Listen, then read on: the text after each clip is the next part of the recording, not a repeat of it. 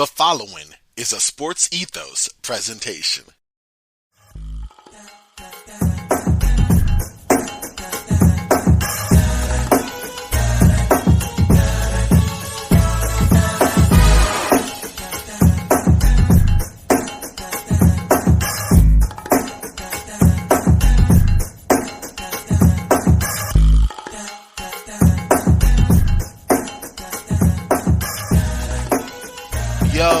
Yo, welcome to another edition of Roundball Ramble. I'm your host, Corbin Ford. You can follow me on Twitter at CorbinNBA. This is a Sports Ethos presentation like the intro says. So, check out Sports Ethos on Twitter at Sports Ethos. Online, sportsethos.com. Definite great content there, not just on the basketball side, not just on baseball, football, free bets, fantasy, rookies. You want it, they have it. Sports Ethos on Twitter at Sports Ethos. Online, sportsethos.com. Alright, y'all. Today is one of those wonderful days in between the NBA Finals games that remind you that, yes, we are headed very soon to a life without NBA basketball, at least for summer. Still great basketball to be had. WNBA season is in full swing. The Big Three starts just under 2 weeks. So still a lot of good basketball magic to be had. I'm sure the basketball tournament will pop up there like it usually does. Not professional, but you get what I'm coming from. The point being, there's going to be great basketball to watch. But it won't be the NBA. And you know what? That's okay. Because that means off-season. And I love off-season. Off-season is amazing for a number of reasons. One, the crackpot GM in me. Is that what you said? Crackpot? No. The armchair. There you go. The armchair general manager. There we go. The armchair general manager in me loves to create these fake trades that will say who would win. And there's obviously a clear winner and a clear loser. But in my brain, I'm thinking it's equal for both sides. The guy that likes to hang around fanspo, or the guy who loves to play basketball GM, and I'll go and, simulate thousands of off seasons in the blink of an eye on your phone. Put it on, app, play it, boom. Okay, what if we trade Russell Westbrook for Giannis? Nope, can't do that. What? That's me. It's just the fantasy part of the NBA fan in myself who loves to just mess around. And you know what? The NBA offseason is a sandbox to do so. But it all starts with the draft. Draft lottery was the first domino to fall, seeing where teams landed, who would pick where, all of that. We have that sorted out now, right? Orlando Magic will pick first in the draft. Boom. Now comes the actual draft in just under 2 weeks. So now we actually get to see who's going where. Then, week after that, free agency, baby. One of my favorite days. Free agency night, that's a night for me. It's draft night, that's a night for me. Opening season, of course. Trade deadline, these are 4 days I take off on my job. I take off. Or I leave early, because taking a whole day off for stuff that happens in the evening isn't that smart. But whatever. The point being, it's a day I set aside. It's a day that I'm like, okay, Corbin, this is your life right here. This is what you're here for. Even though all it is me putting on a podcast like this, maybe join a couple chat rooms, maybe, going and doing a live appearance or whatever. It's nothing too crazy, but still, it's everything. Because I love this stuff. This is the passion. It's basketball, So I say all that. This is the rather long preamble to the Roundball Ramble Mock Draft 1.0, because we have to crack into this, and what we're going to do it is by starting our own draft, right? I'm going to mock draft the first round. We're just going to go into it. Picks I want to talk about more, I'm going to talk about more. Picks I don't got a little lot to say, I'm just going to say the team, say my pick, and keep that thing moving. We're going to do one every week from now on till the draft, and then one just before draft night, because I'm crazy like that. So I think we'll get a 2. If I go 1.0, 2.0, 3.0, we'll make it happen. But it should be a lot of fun. I might switch up my philosophy. In fact, I want to have more of these conversations in the offseason about, whether teams should pick for best player available or whether the team should pick for fit. Right now, I kind of did a mix of both for this first round, for this first mock draft. I looked at these teams. I looked at players I thought would make the fit, and then I tried to make that happen. And the ones that I think are going to be traded, they don't have the most, I want to say, accurate pick or accurate selection in that case, because I don't think they're going to make that pick. I really think they would trade it. I just don't have a trade outline for it. I'm not like my good friend Simon Sheridan Gordon, who did a whole mock offseason, or my friend Stephen Bagel, who did the same thing. I don't know all the machinations for all of the teams everywhere. I'm not going to pretend to do so. I would love to. I will absorb that content eagerly, but that's not where I'm at right now. So If I think a team's going to make a trade, I'm just going to say, listen, I think a team's going to make a trade. I might go into it, but I'm not like, I think they're going to make a trade, the 4th pick to Atlanta for John Collins and Bogdan Bogdanovic because the Kings are the Kings and they want Bogdan. I'm not doing all that. If I have an idea, I'll throw it out there, but just letting y'all know. So yeah, without further ado, it's almost been 5 minutes of a elongated intro here. Let's get to it.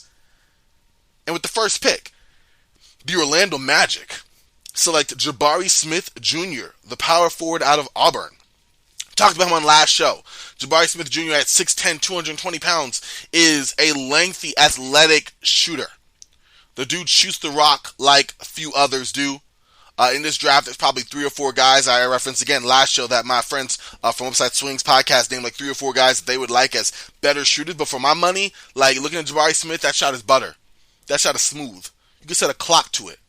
All right, and the guy lives in a pinch post area, mid-range, elbow, free throw line extended, all the way out to 3. He can shoot 3 from up top. He can shoot 3 from the wings. He can shoot 3 from the corners. He can shoot 3 from real deep. And that sort of shooting that you get from a player of that size unlocks a whole lot of lineups, I think, for Orlando, especially for a team like the Magic who have a plethora of guards. You know, you look at just your recent pick, Jalen Suggs. You look at Markelle Fultz. You look at Cole Anthony. You look at R.J. Hampton. They got a lot of guys who play that guard position. You still got to figure out what to do in terms of how those guys find their role.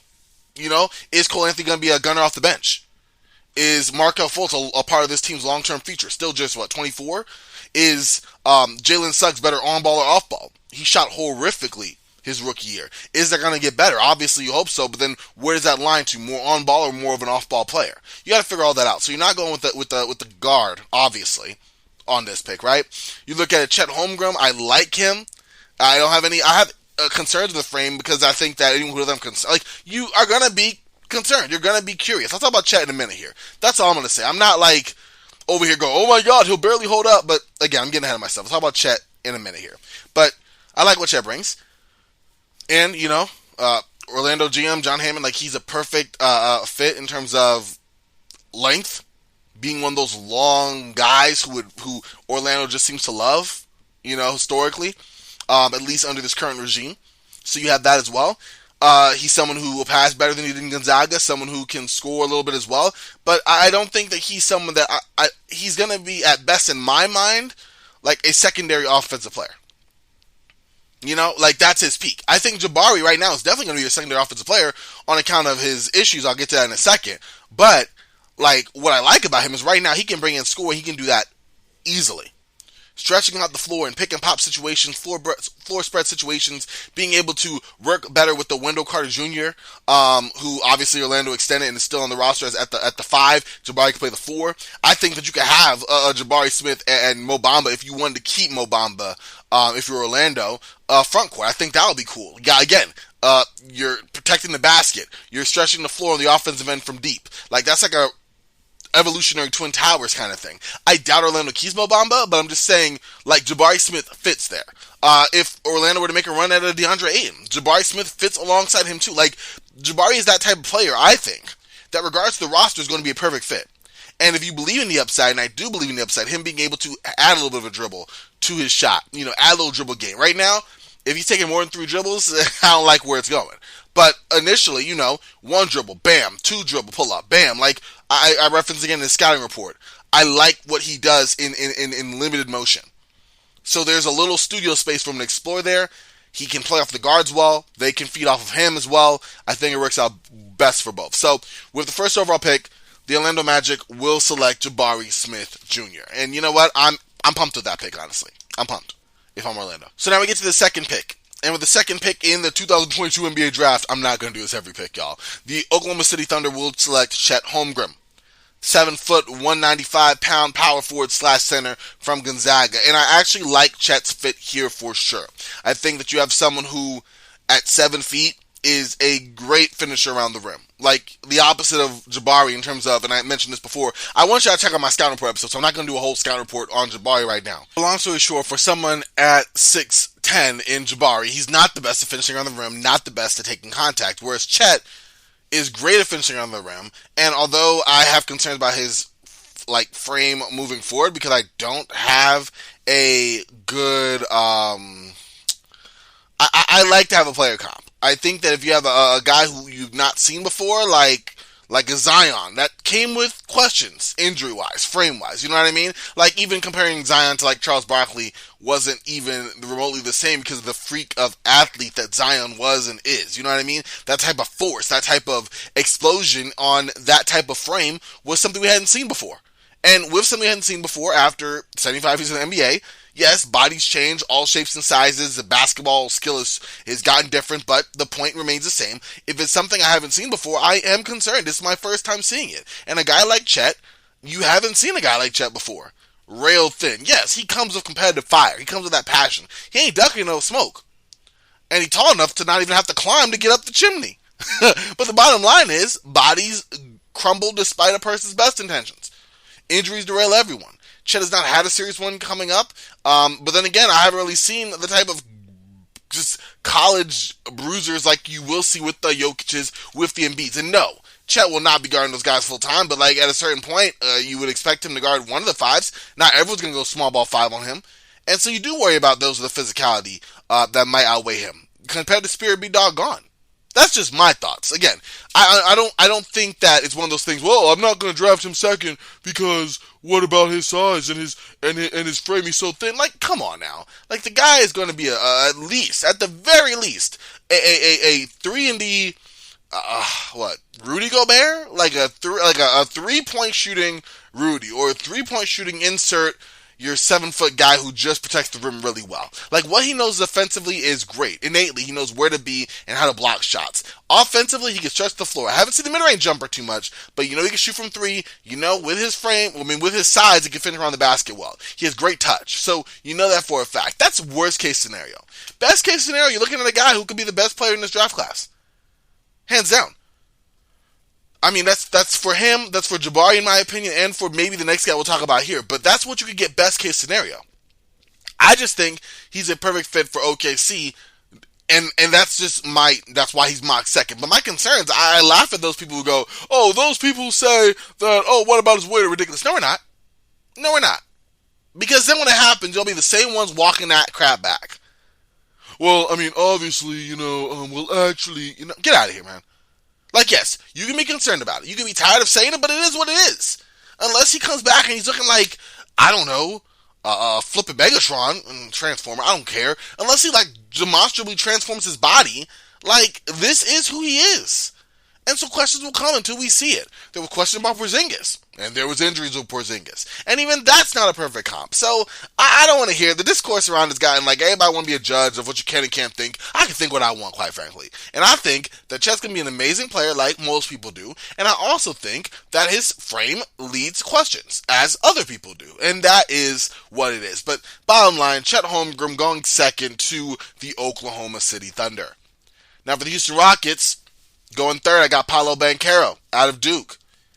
6'10", 250-pound power forward, probably play small ball five. I like the fit of Banchero here in Houston. I think that you have a guy who can soak up some offensive usage alongside Kevin Porter Jr. and Jalen Green. First off, you got to figure out how you're feeling about Kevin Porter Jr. moving forward. He's extension eligible. Is he someone that you're going to kind of, wait until next year to kind of bring back, or late next year? If he's someone that you're going to commit to moving forward, do you look at him as a point guard of the future? Do you look at him as a ball-initiating type of secondary playmaker from the wing? What do you think about Kevin Porter Jr.? That's the one thing I say you do. But almost conflicting that, I say you do not base your judgment on the entire Houston Rockets franchise moving forward and who you select with the number 3 pick on what you're doing with Kevin Porter Jr. He's not that important. You know what I mean? He's a piece of the pie potentially, but he's not the biggest piece. He's just that little side act, that little corner action there. That's just what I think. And personally, how I would look at the Rockets. Because if you believe in Kevin Porter Jr., then you're not looking at a Jay Nivey or another guard moving forward. But again, he's not a Jalen Green, who is hands down, from what we saw the second half of the season, a key part of this Rockets team, the franchise player potentially for this Rocket squad moving forward. But what you get with Paolo Banchero is a guy who can score the rock. All right, he can finish around the basket. He can shoot from three, kind of streak from there, not a strong suit. He lives in the mid-range. He can get to his mid-range game in a song real quick. Couple dribbles, lay you to sleep, step back at the whole mid-range package, right? Rebounds well. Plays dominant offensively. But also, his passing. Passing is sneaky good. He's really good at finding dump downs. He can do a little pick and roll action. I'd love to see how he fits with Alperen Şengün, how he fits with Christian Wood for the time that Christian Wood has left in Houston. I would love to see some of that big on big offensive action that you could definitely see Banchero creating. In addition to being someone else who can yet again, in addition to Jalen Green, be a guy you give the ball to and say, here, take us home. Play through a Banchero in that mid post. Play through him like you would. I don't like the Melo comps or like maybe the Julius Randle comps, but I like my man Michael Beasley. Remember Michael Beasley from Kansas, early years in Miami? Like this athletic guy with great shooting touch, just this absolute bull in a china shop. But with some dexterity that you didn't expect for a guy his size, his frame. Bigger, bulkier, takes up some space. I think that you get that with Banchero. And I love his fit in Houston, growing alongside these young guys. Him and Jalen Green, you pencil those two in. You do have to worry about Banchero with his defense, for sure, coming and going. His motor not being always active, kind of revving and idling every once in a while. Got to make sure he's consistent with that. I've heard some things through podcasts and stuff, which they just tell you everything you need to know about his, character issues, but I don't really put a whole stock in that. LaMelo had character issues. Guys have character issues. Like, what does that even mean?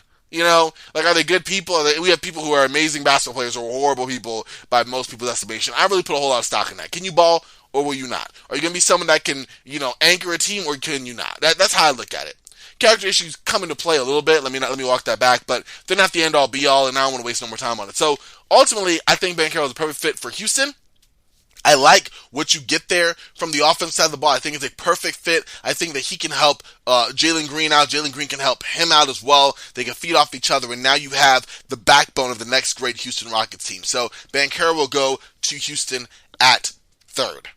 With the 4th overall pick, we have the Sacramento Kings. And honestly, the Sacramento Kings, there's a real trade possibility here. Like, I question the right fit for Sacramento, especially with them trying to win now, right? Because let's face it, it's Sacramento. This is what they do. They kind of linger around here. When they get high draft picks, they don't really do a good job. Obviously, Marvin Bagley, sorry. But, they have moments. And then when they do draft guys, you've had Staskis. You've had issues. You've had some solid picks scattered here and there, but not save the franchise. I mean, it's going on 17 years and no playoff appearances. So you kind of get what you get there. Now, if I'm looking at Sacramento, Jaden Ivey's available, right? But we've already done this little point guard dance with the Kings last year, where you had De'Aaron Fox, where you had Tyrese Halliburton, and then you bring in Davion Mitchell. And we're like, okay, that's interesting. How's the 3-guard lineup going to work? Oh, it'll work out whether, you're going to play all three in some lineups, whatever the case may be. There was talk, I remember a great podcast, I think it was Brendan Nunez of the Kings Herald, I want to say, that talked with a guest from the Thunder podcast about how you could have Davion Mitchell, De'Aaron Fox, and Tyrese Halliburton play very similar to how that 2019-2020 Oklahoma City Thunder team played with Chris Paul, Dennis Schroeder, and Shai Gilgeous-Alexander. There was interesting talk, And then come the trade deadline, or just before it, Tyrese Halliburton is jettisoned to Indiana for Domantas Sabonis.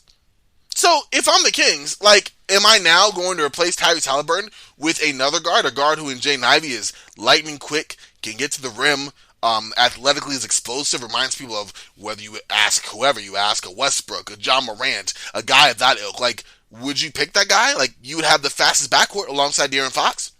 But then where does it leave Davion Mitchell? Is he coming off the bench as a backup point guard? Is he playing as a shooting guard? Because all three of these guys, their iffiness kind of relies on the outside shot.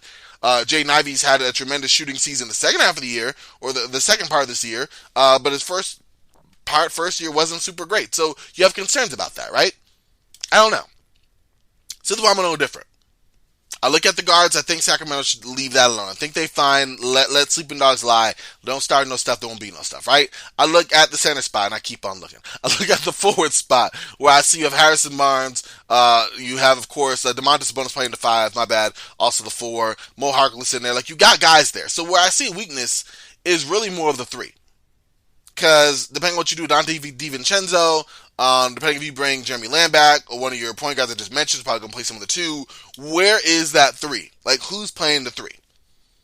I don't see anyone long-term that's going to fit that mold. So, with the 4th pick, The Sacramento Kings are going to take Benedict Mathurin from Arizona. Mathurin 6'6", 205 from shooting guard, small forward, kind of that perfect swingman type.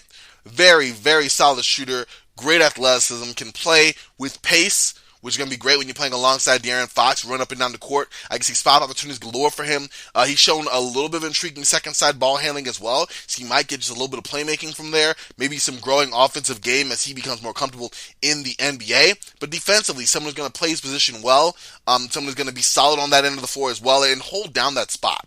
You have someone who's going to come in and become a three, potentially off the bat, and show you some untapped potential because he can probably grow into more than just what he would be, which is already a darn good fit for the Sacramento Kings in terms of someone who can shoot the ball, play defense, maybe run a pick and roll, maybe run into a little of the mid-range, but offensively he's a solid guy. And I like that.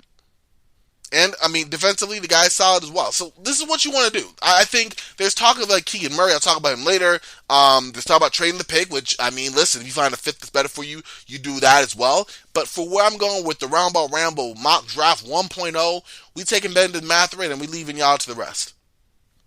All right, number 5, Detroit Pistons. Now, with them, I am taking Jaden Ivey. 6'4", 200 pounds from Purdue. Love his speed, y'all. Love the way he gets up and down the floor, gets folks involved, lightning quick, much better shooter. Defensively, at least can be active, and I think he's going to be a perfect fit alongside Cade Cunningham, especially since Killian Hayes just hasn't really knocked my socks off at the starting point guard position. I don't think it's because Cade doesn't need help in terms of running, the Pistons offense. I just don't think Killian Hayes is that guy. Okay, so you bring another guy in Jaden Ivey who physically profiles through the roof, who I think can play perfectly alongside Cade, and I think is a match made in heaven. So I'm taking Jaden Ivey, number 5, to Detroit. Now, Indiana's interesting. Indiana historically hasn't had this high a pick since 1989. So this is uncharted territory for them. And of course, they would get the number 6 pick just outside of the big 3, right? But you look at the team that, injuries happen. Domantas Sabonis and Miles Turner never really got to play together, and then they made a decision on one or the other. You get Tyrese Halliburton, a great young guard. You have Chris Duarte, who was really good last year as well, as a rookie, as a more experienced rookie. So in this case, where do you go? Building a team that probably will be competing again, in that, I want to say, 5 to play in spot in the East. Well, with the 6th pick, I'm making the Indiana Pacers select Keegan Murray out of Iowa. 6'8", 215 pounds, just a solid all-around player. Gives you everything you want from a forward. Get the inside game, get the outside game, get some rebounding as well. You get a vet who I think, not a vet, but an experienced player who I think is going to work really well in Coach Carlisle's system. And it's the type of player that Coach Carlisle likes. These heady guys who could just come in, know their role, play off of other people, shine in their own position, and just play decent Indiana basketball. Formerly decent Dallas basketball, formerly decent Detroit basketball. Point being, Keegan Murray is that guy, in my opinion, that I think will work perfectly for Indiana. He could honestly fit with Sacramento as well, or even the next team I'm going to talk about here, but I like him specifically in Indiana. All right, number 7, Portland Trail Blazers. Now, there's a team, again, just like Indiana, doesn't really want to be here. There's always 1 or 2 teams, of course, that are contenders or in that ilk or just shy of that ilk that because of injuries, slow start, whatever the case may be, find themselves on the bottom. And with the Blazers, of course, you have the injury to Damian Lillard that not only took him out for a chunk of time, but then they were like, hey, we've already lost a whole mess of games. Why don't you rest up a little bit, Dame? Let's preserve that body. Anthony Simons, come take a seat next to him, man. Join him a little bit. Hey, Yusuf Nurkic, I see you. Oh, your hand hurts. A week? Let's make that 3 weeks, honey. Come over here. And then you kind of extend that out, and then you lose some games, and you hopefully try to get a number 1, 2, 3, 4 pick. But you didn't. You got a number 7 pick, which is disappointing, because right here is not going to be like a star is born. At least not that I see. But you can still get an intriguing piece. And for me, the first thing I'm trying to do if I'm Portland is trade this pick.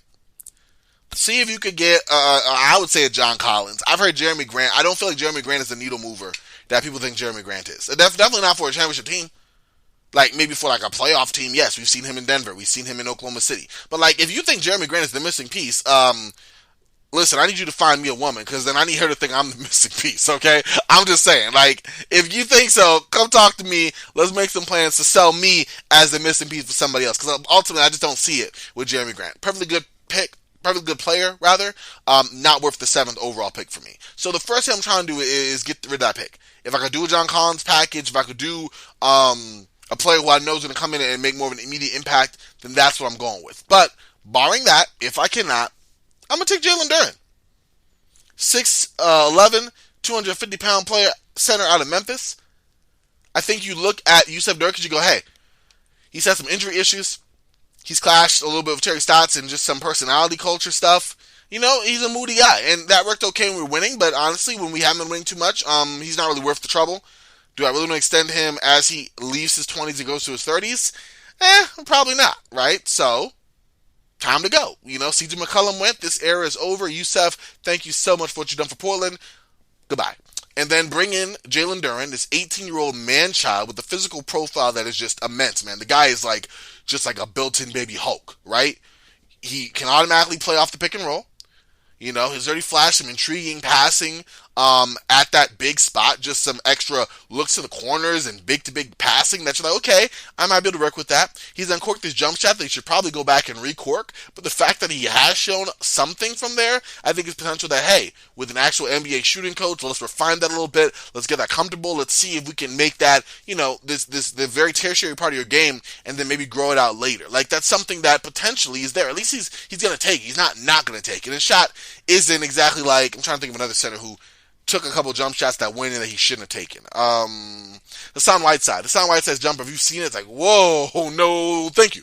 But, like, it's gone in every once in a while over the years, you know, and he's not afraid of taking it from the elbow if he sees it. I think that Jalen Duren's jumper is not quite at the Hassan Whiteside, it went in, I guess, level, but it's not that far from it either. So, point being, give him some coaching, some development. The dude is still 18. I mean, he's going to be 19 all of next year. Like, give him a way to just really progress and learn in the NBA system. And you have some untapped potential there that I'd be really, really intrigued to work with on Portland. Or at the very least, take that, work with it half a year, and then maybe you could package Duren with some other players to get a more win-now player. Whatever Portland decides to do. Maybe they realize, hey, there's no avenues for us to really compete around Dame, and so we have to trade him. That's a thought as well. I'm not saying it's a thought that you should or shouldn't take, but it's an option, right? So, 7th pick, I have the Blazers taking Duren if they do not trade that pick for a win-now upgrade. 8th pick, the New Orleans Pelicans. This is probably my favorite dude in this draft. You look at the Pelicans, right now, if they had a projected starting 5, you got 4 guys down off the top. You have Jonas Valanciunas at the 5. You got Zion Williamson returning, fully healthy, fully clear at the 4. You got Brandon Ingram at the 3. You got CJ McCollum playing that combo guard spot, point, the shooting guard. He's the ball handler. We need one more guy like that. One more additional shooter. One more guy who creates his own offense. One more guard who can play some really dogged defense. Will compete. Will have that energy. Can create shots in the mid-range alongside a Zion. Not a Zion, but alongside a CJ McCollum and a Brandon Ingram. And if I look at that guy in this draft, I look at that gamer, I look at that Wisconsin Badger, I'm looking at Johnny Davis, the 6'5", 195 swingman. I like what he brings to the table. Like, yes, his three-point shot wasn't super great, just 30% of the year, but you think in time with better spacing, better teammates, that he's going to be a lot more able to focus on his shot. His shot looks nice. He had to make a lot of tough middies. Had to work himself in a lot of tough middies. And I think a lot of that was because, hey, like the space wasn't available for other teammates to really thrive, so I got to do what I do, baby. I got to cook. And that's what he did. Now imagine him with more spacing. Imagine him getting some space off of a Zion Williamson pick. Like, look at the type of offense that might be created and rub your hands together in anticipation, ladies and gentlemen. Because I think Johnny Davis would be a perfect fit with the New Orleans Pelicans at 8.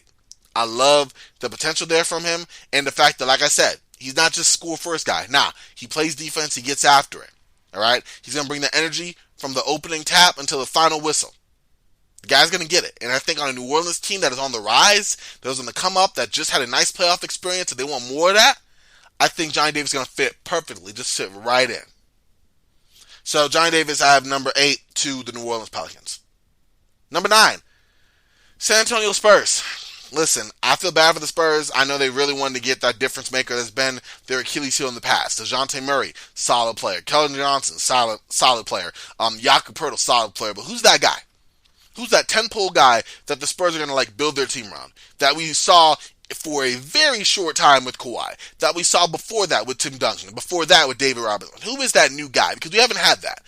and we're not getting that now. But in the meantime, between time, I think the San Antonio Spurs should select Dyson Daniels, the 6'7" forward, 195 pounds from the G League Ignite. I think what you get from Dyson Daniels is someone who defensively is smart. His basketball IQ is through the roof. Offensively, talented from a passing perspective, from a rebounding perspective, getting you into your offense, scoring around the basket. Iffy shooter, still growing on that end for sure, but you definitely like the improvement and the way that he approaches the game. Like I said, that IQ on both ends of the floor stands out. We saw a lot of that during the All-Star game. I've seen that a lot watching G League Ignite games, and I think you will most definitely see that in the San Antonio Spurs system, whether or not that's with Greg Popovich or not. That I think will really help him flourish. And do I expect him to be the guy you build the Spurs around? No, I do not, personally. But, I mean, it's possible, I guess, right? But even if not, it's still a nice fit for a Spurs team that at this point we're still just trying to get good. Got a lot of questions moving forward in terms of, whether we're going to retool around different players, restricted free agency decisions. DeJounte Murray's here a guy. His value's really high after the year he's had. Do we want to trade him, even though it might be painful? There's a lot of questions there. But in the meantime, between time, I think you take Dyson Daniels of San Antonio, and I feel you're pretty happy with that result. All right. Let's blast through a few more here, a little bit of rapid fire. Well, not really rapid fire, but at least quicker than I've been going. We're at number 10 with the Washington Wizards, and we know that they need help in the backcourt. Whether or not they keep Bradley Beal, which is a question in and of itself, totally different conversation for another day. We will have it because I don't know if you want to really commit financially the type of money you're really going to have to commit to a decent shooting guard, I would say upper echelon, but B+, A- shooting guard whose three-point shooting is slumped and injuries have definitely occurred to the last couple of years of his career. Do you then want to say, hey, I want to invest X amount of money? It seems very John Wall 2-ish to me. So that's a question. But one, whether you decide to retain Bradley Beal on that massive Supermax contract. Two, if you don't, who are you building around? Right? And three, what is your positioning? Are you trying to be a competitive team? Are you trying to regroup and build around a younger core with your two forwards, Deni Avdija and Rui Hachimura? You still have those two as your building blocks potentially, but do you really think they're building blocks? Because I think they're perfectly serviceable forwards, but I don't see star in the making there. A lot of questions to Washington, long story short. Here's where I go with Washington. I think that of all their need, or all of their areas of need, I even mentioned Kyle Kuzma, who will be a free agent after this next year, and you'll also decide whether to commit to him financially or not. I look at Washington and I go, okay, you know what, of all the pieces I'd like them to target, I want them to get a guard. A guard that you could say, hey, let's just have this guy, let's either build around him or see how he works with Bradley Beal. We've gone through several different point guards. You had, in the last 4 years, you had John Wall, the last remnants of John Wall. Then you had this point guard by committee system that really didn't work. Then you had Russell Westbrook for a year, and then now you've had Spencer Dinwiddie for a year, or for most of a year. All that to middling to no success, right? Go with the unknown. Go with someone who could be a massive piece. I mean, you're not really moving the needle any which way. Go with Shaedon Sharpe.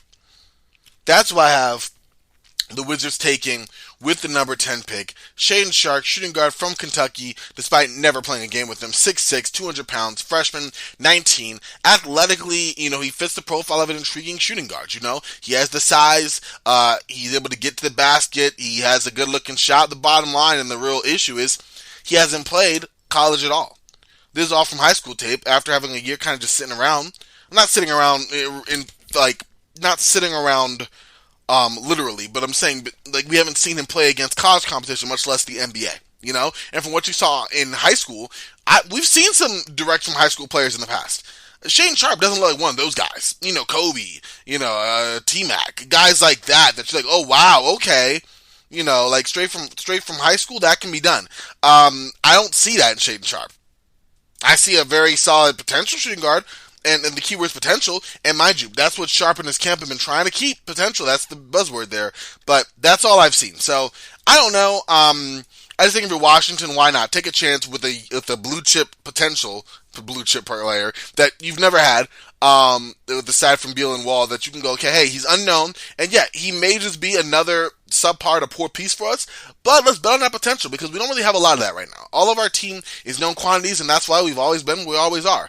The, dregs of the Eastern Conference, just above the lottery teams, just below the playoff teams, fighting for your playoff life, and winning or losing that.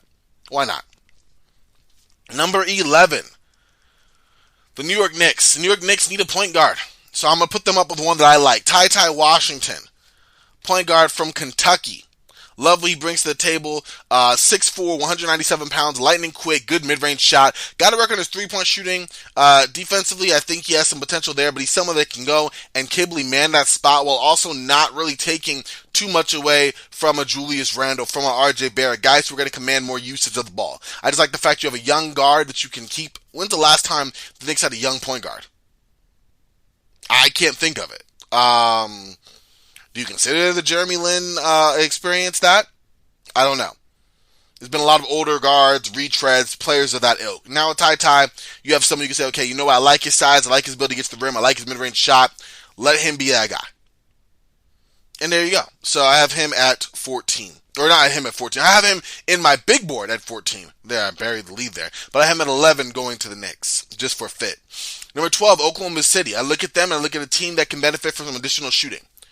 You don't really want anyone to infringe on the guards you have with Shai Gilgeous-Alexander and Josh Giddey. We now know that Chet Holmgren, well, we know in my mock draft that Chet Holmgren is there. So why not get a guy to space the floor and make this starting five look a little more cohesive? Let's go for A.J. Griffin, the small forward from Duke. A.J. Griffin at 6'6", 222 pounds, stocky guy. The wide base on his jumper, but it's gold. That thing goes in. It goes in pretty well. He's had some injury issues in the past. How his body responds from that time. Can he maybe show some more upside? Maybe be a little bit more explosive? That'd be great. But if not, I still think you have good value at number 12 with the guy who brings you some size. Is a definite 3 in this NBA and one of the better shooters in this draft. Absolutely. You swing for the fences with that, and that's a nice pick. I like A.J. Griffin slipping to OKC there. Number 13, Charlotte. It's been talked about for a minute, but they need a big.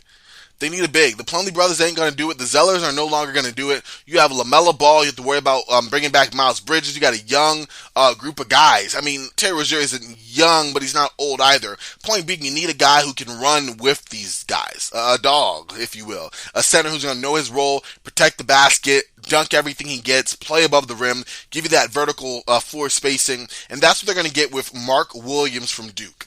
6'10", 20 years old, 242 pounds, 11 points and 7 boards a game at Duke. I think you're going to get someone who knows his role, who's just going to give you that. And that's solid, and that's fine. You're not getting a star at this level. In fact, I mean, it's been a couple of picks since there's been a star. But you talk about a guy who could be a star in his role. I absolutely think Mark Williams can do that, and I like his fit with Charlotte at number 13. Number 14, Cleveland. This is for you. And I look at Cleveland and I say, hey, you know what? We got some guards. You know, we just got Karis LeVert at the trade deadline. We already know what Darius Garland's going to do. We have interesting questions concerning Colin Sexton. But our big situation right now is looking all right, you know? Jared Allen, Evan Mobley, we got that locked down. So maybe I can get a forward in there. Maybe I can get someone to kind of swing in that area. Maybe more of a power forward, but a guy who can, you know, be a versatile athlete. Someone who can kind of cover a little bit of everything on the floor. And for that, I'm looking at Jeremy Sohan out of Baylor. 6'10", 230, a little bit of a jack of all trades in that way. I don't think he's going to slip this far in real life, but just in my draft so far, I do like him going to Cleveland at 14. I think it's a nice fit, additional size, especially since you got a guy in Isaac Okoro who kind of plays that wing position, but isn't really that good of a shooter, and you're going to make a decision on him pretty soon in regards to restricted free agency, extension talk, all of that. So get a guy in there that you can test alongside and see where you go, but you're locking down that role. You know, I like that option. And then shooting guard-wise, you know, you can figure it out between LeVert, who's still under contract, of course, and Colin Sexton, who is going to be a restricted free agent. So that is where I have for Cleveland. Number 15, Charlotte. We back. You know what? I almost want to do a trade, but you know, this is mock draft 1.0. We'll switch it up, mock draft 2.0 next time. But I'm going to go with Charlotte. Let's go Malachi Branham, the shooting guard from Ohio State. Love what he's able to do in the mid-range. Love his ability to get to the basket. Just your prototypical shooting guard, 6'5", 180, a nice, solid athlete. Doesn't do more than it's asked, and it's not asked a lot. Just be able to put the ball in the basket. A couple assists a game, good rebounder, decent player. Why not? Again, you have a contract in Terry Rozier, that you might be trying to move potentially. And this guy's another younger player who could fit in alongside LaMelo Ball and play that shooting guard position. I do like the fit there with Malachi Branham going to Charlotte, number 15. Number 16, Atlanta. Now, Atlanta can go a number of places here. Depends on what they do with John Collins, if he's a fit for them any longer. I'm going to be going under the assumption that Atlanta tries to move on from John Collins. In which case, if they do, I like E.J. Liddell, the power from Ohio State, 6'7", decent player in general. Maybe I wouldn't call him a John Collins light, but what I would say is that he's somebody who his profile is solid, like physically. His frame, he loves to use his strength. He's able to hold his own in the low post. He's efficient from the perimeter. Not really the quickest, but he can average some blocks. Shot 49% from three. 49% from the field, 37% from three. Like, this is a solid all-around player. I like his ability to fit alongside this younger Atlanta Hawks team because I imagine that they're going to make some changes. They probably stayed pat a little bit too much, and if they do make a move, it seems like John Collins, one of the bigger players, to reap a good return for them. So I do have E.J. Liddell finding his way with the Atlanta Hawks at number 16. Number 17, Houston Rockets. Up to bat. And you know what I have them taking? Let's get some more shooting over here. Let's go with Patrick Baldwin Jr. Now, Patrick Baldwin Jr. is probably going to drop a little bit later, but I do think that this one season he had, the season from HE Milwaukee, was going to be a lot, it's not representative of his game. 6'9", 220, silky smooth shooter. Did not reflect that. Shot under 30% from three, playing for his dad in, like I said, a horrific college season. But I do think that there's hope for significant upside there. And I think you put him in a situation in Houston where he's not going to have a lot of pressure. Space the floor. He's not able to do too much with the ball right now, as is anyway, and that's fine. You have enough guys who can handle the ball between, of course, Jalen Green, Kevin Porter Jr., and earlier drafted the mock Paulo Banchero. So just slot in the corners where you're a really solid shooter, just shoot the lights out, and then be someone who can use your length on the defensive end to at least hold your position, playing between the 3 and the 4. Definitely like Patrick Baldwin there. I just like the type of player that he is, and again, it's how much stock do you put in how bad his year was in Milwaukee, because it was pretty darn awful. But again, I'm not putting that much into it. I'm going to say that the fit wasn't there, the talent around him wasn't great, and also he's just not that guy to go, put the team on my back, I'm lead y'all. That's not him. And that's great, because in Houston, he's not going to be asked to be that guy. They already got one, at this point, maybe two people who are capable of pulling that load. So I'm definitely happy to put Mr. Baldwin over with the Houston Rockets. The 18th pick goes to Chicago. And for Chicago, I'm going to take a player I think will help them out. I'm going to bring them Torrey Eason, the small forward from LSU, 6'8", 216. Small forward, power forward, average just under 17 points a game, 6 rebounds per game. A guy who plays well in transition, very good defensively. Not the greatest of shooters, like in general. He'll knock down a 3 or 2, but not the greatest of shooters there. But a guy who I think can, be a defensive stopper for a Bulls team that has to, see a Kevin Durant, that has to see Giannis Antetokounmpo, that has to see a Jimmy Butler, that runs into Jason Tatum and Jaylen Brown. And the Bulls have not been well equipped to stop those guys. You had Patrick Williams, who was injured most of the year. Lonzo Ball, same thing. Alex Caruso, also injured and undersized. And then you're putting a lot of minutes to DeMar DeRozan and Zach LaVine, who defensively, no, I'm just kidding. Defensively, So, Torrey Eason, I think you get that guy who doesn't need the ball, can get to the free throw line, decent free throw shooter, someone who, again, it can just create havoc on the defensive side of the ball. And if he can improve his off-ball shooting, he's going to be a fine player. He's going to be a solid player without that. But if he can improve his ability to knock down the outside shot off the catch, spy up in the corners, you have yourself one of the best 3-and-D players in this draft. So I like Torrey Eason going to Chicago. Next up, the Minnesota Timberwolves. Now, this is where I normally would have went with E.J. Liddell. I took E.J. Liddell a little bit sooner. I probably would have went for E.J. Liddell in this one. But barring that, I'm going to be looking more at Ousmane Dieng. Ousmane Dieng played Australia with the NZ Breakers, 6'10", 205. And I look at Dieng, and he's someone whose jump shot was rough first starting out. It was not... It took a minute for it to get going. I feel like everyone, LaMelo was out there, like Australia, RJ Hampton's out there. Your jumpers, it doesn't always translate up there in It doesn't always translate up there in Australia. But coming back, at least LaMelo's came back. RJ's still working on his. But you look at Dieng. I don't know if if he's a great power forward, and that's the biggest position of need to Minnesota in my book. But 6'10", 7'0" wingspan. Yeah, a little light in the shorts at 216. But I like his ability to play in the pick and roll, be another offensive initiator, which is great because you don't really need that when you have Anthony Edwards on ball a lot, and of course Karl Anthony Towns, and depending on what you do with, D'Angelo Russell, who, whether you choose to extend him, he is going to the last of his contract. Do you ride that as expiring or do you trade him? He's up in the air. So you get some more playmaking at a different position with Dieng, who has a great feel off the pick and roll, able to navigate all three levels nice, and get to where he wants to go. He has some scoring upside. He's shown flashes of scoring at all three levels. Again, his jump shot did not work really well the first half of the year in Australia. It did pick up a little bit in the second half of the season, but basically it was pretty streaky, so you're not getting a whole lot there, at least initially. Defensively, I like the way he uses length, and the fact that he's pretty active on that end, good lateral movement, and you give it to a Minnesota team that can benefit from that, and I think he kind of thrives in that role. They already have a Jared Vanderbilt, a Jaden McDaniels. They have these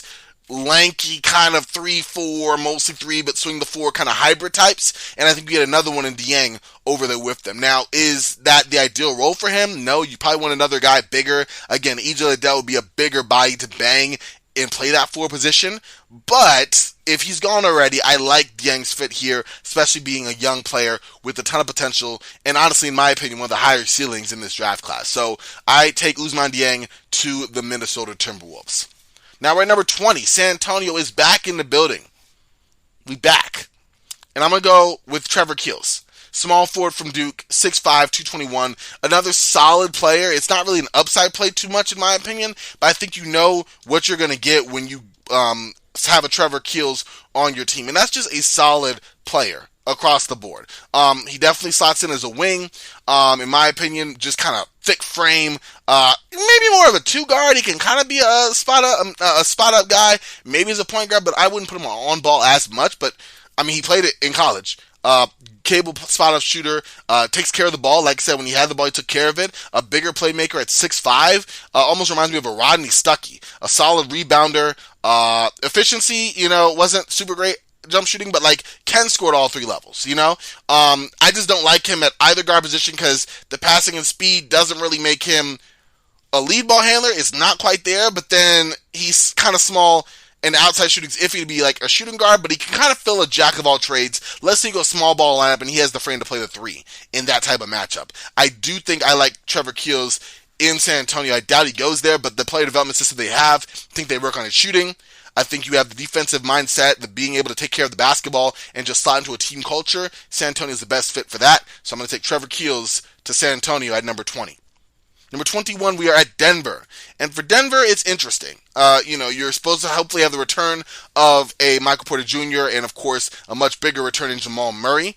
You already saw the MVP play of Nikola Jokic and guys who, honestly could use some help. So looking at this team, let's get them some more wing depth. And let's go with Marjon Beauchamp out of G League Ignite. I like Marjon.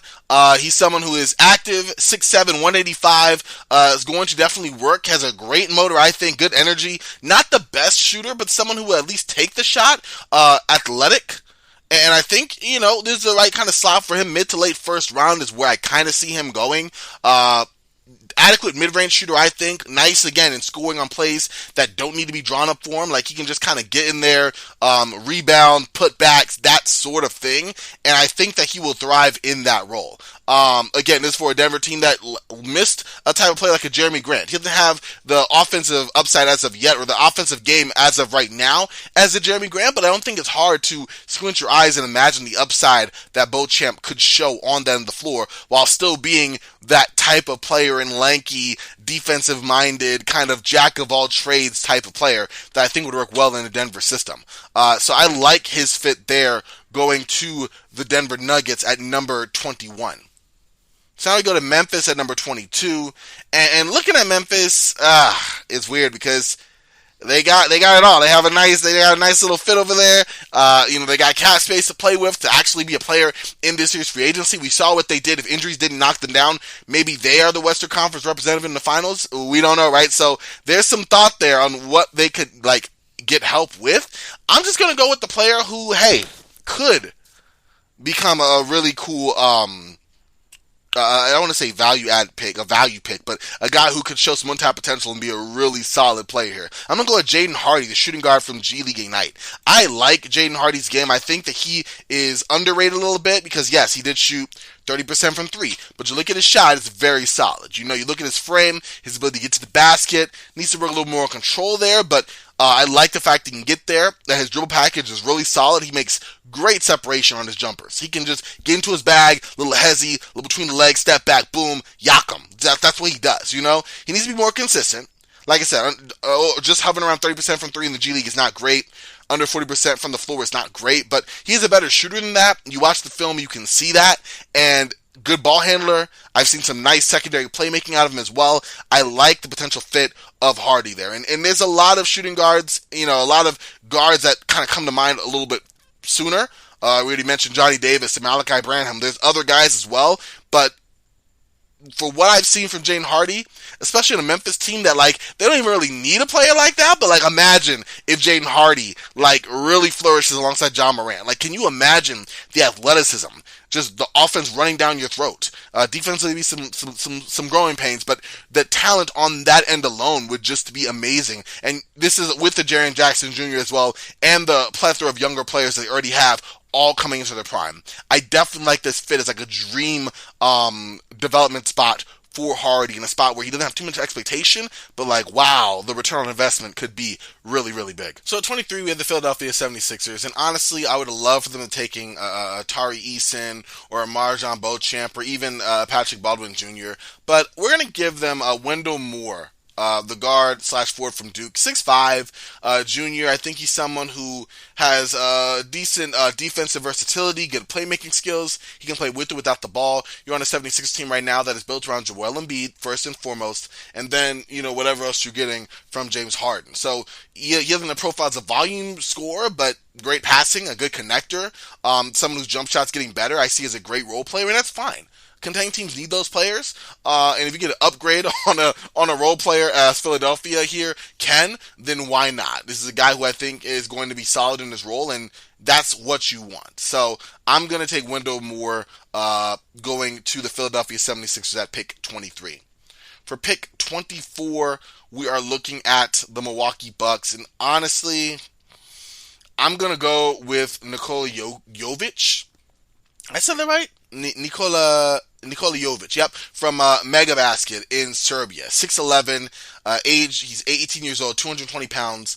This dude turned 19 just recently. He's going to be a jumbo forward with good perimeter skills. He can pass a little bit. He has a nice jumper. Not the greatest of athletes, but in terms of fit, you get a size guy who can be an additional offensive initiator on a team that, let's be real, you're getting a lot of usage, a lot of run on the offensive end from whatever Chris Middleton provides. Then you look at Giannis and what he brings to the offensive table in terms of not just his own offense, but others. And then you're looking, of course, at Drew Holiday. But you can always get more offensive initiation. I think we saw this most recently in the Bucks' second round loss to the Celtics.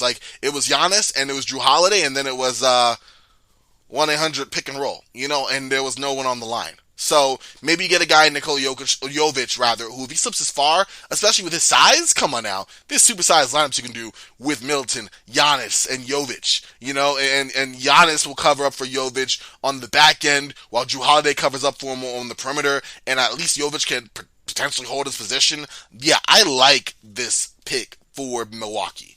Again, that's if he's there. He looks in some mocks to be projected to go in a little bit earlier. But if he's available at that pick, I think Milwaukee swoops him up. The Spurs are up next, and I like the play of Ochai Agbaji, the small forward from Kansas. I like the fact that, yes, he's an older player. San Antonio's not necessarily scared of that. We've seen them draft younger in years past, but they've also had players who, hey, if you could play the role, we'll get you on. 18 points, 5 rebounds, leading Kansas, obviously, the championship there. A solid guy who knows his role, can knock down shots. Is this the pick? For San Antonio, I would imagine that they might go more for upside, but like, okay, you got a lot of younger players. Like, let's get a guy here who, if you're trying to win or be competitive, comes in from a good system, knows how to fill another great system in San Antonio, and can bring the shooting that your team provides. Because San Antonio's been an abysmal outside shooting team over the last 2 to 3 years. We're not talking mid-range. DeMar DeRozan did well there, and, DeJounte Murray tries to carry on the tradition. We're talking about from deep. Lonnie Walker's been inconsistent. Derek White's in Boston, but he was inconsistent.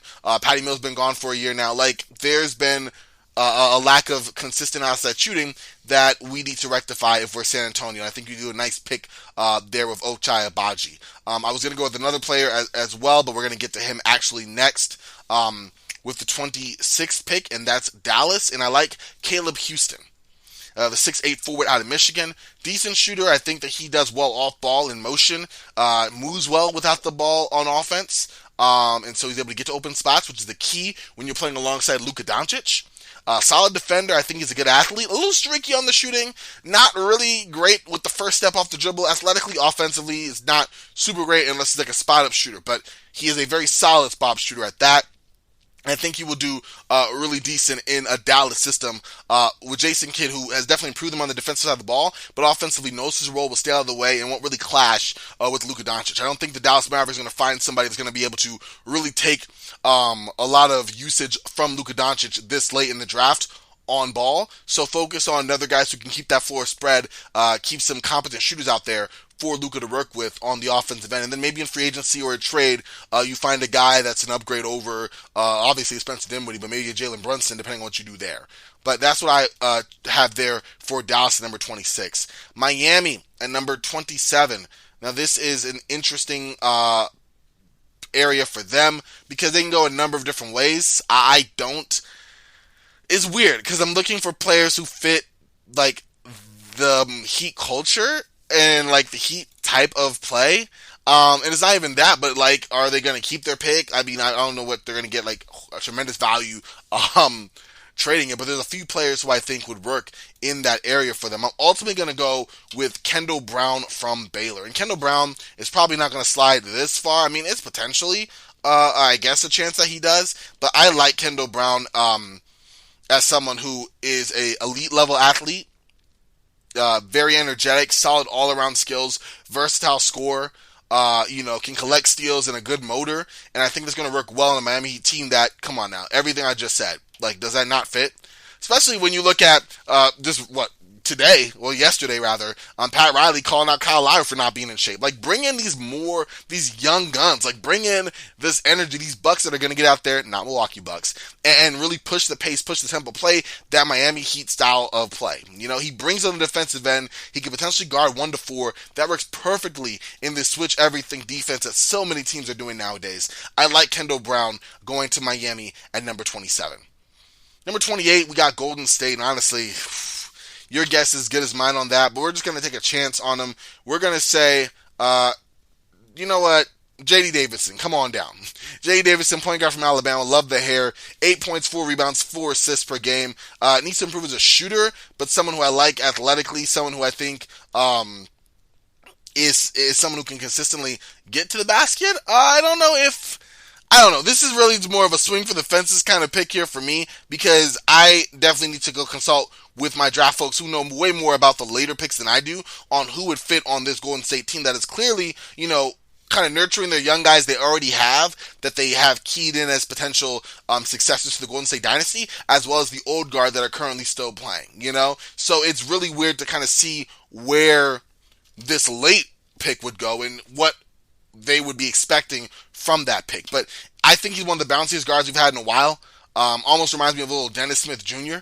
He plays more like a wing, can shoot the pull-up jumper, but he definitely needs to work on his outside shooting a little bit. But his natural strength, his vertical elevation, explosion, I think he's a nice player that if he's available for Golden State, gives you a little more offensive-minded, less defensive Gary Payton Jr. I guess that's not even Gary Payton at all, is it? Okay, point being, I like the fit of J.D. Davidson there, and it's a solid value play if he happens to be around there and Golden State happens to use their pick. 29, Memphis is back, and you know what? Let's go with Kennedy Chandler, point guard for Tennessee.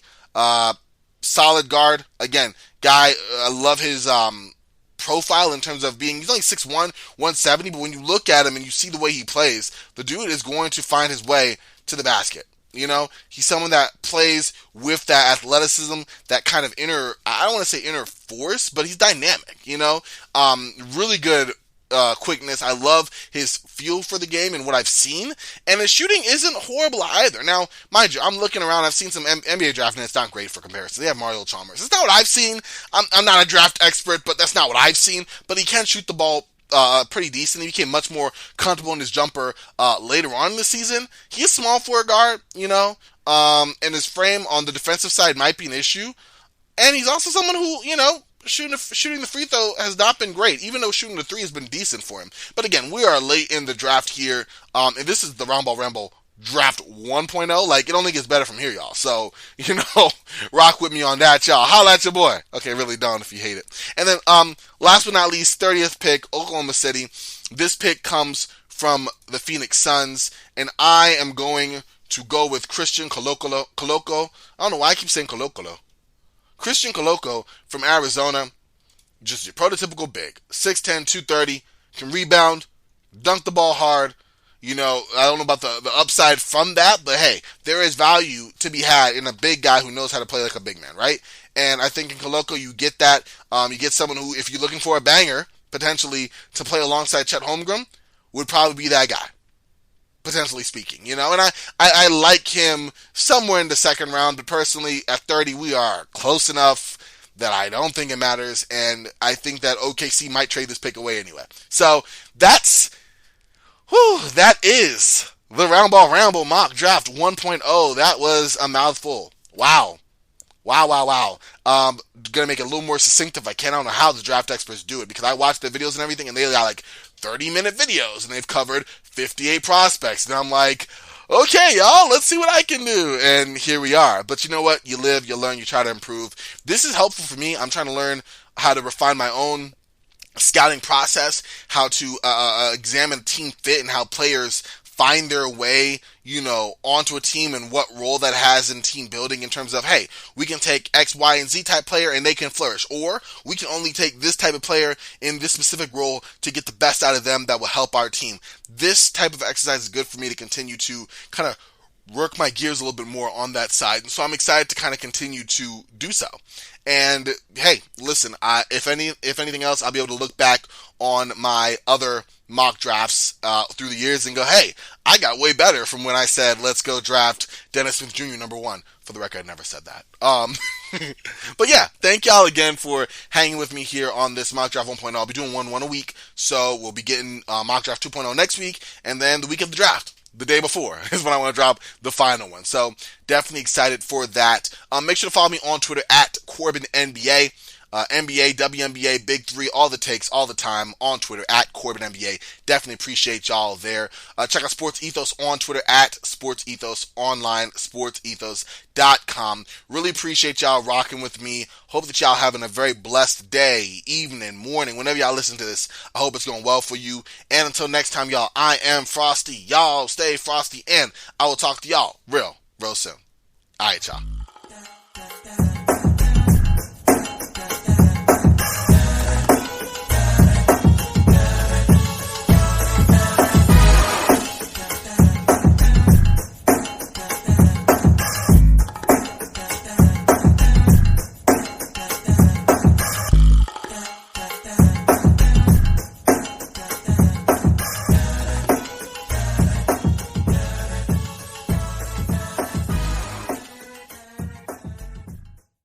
This has been a Sports Ethos presentation.